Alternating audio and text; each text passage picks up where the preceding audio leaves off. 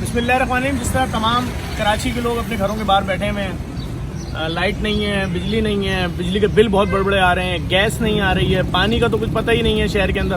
Petrol आपके सामने जब सस्ता था उस वक्त मैसर नहीं था, आज पेट्रोल के रेट कहाँ जा चुके हैं। ओवरऑल अगर देखा जाए स्कूल माफियाज, अस्पताल माफियाज जिस तरह से लोगों की जान निकाली है पूरे पाकिस्तान में, उसका कोई सानी नहीं है। सिर्फ सोचने वाली बात यह है कि इस आवाम का, इस पिसी आवाम का कौन बनेगा पुरसान हाल, या भी हमारी तरह इनके ऊपर भी पर्चे काट दिए जाएंगे झूठे।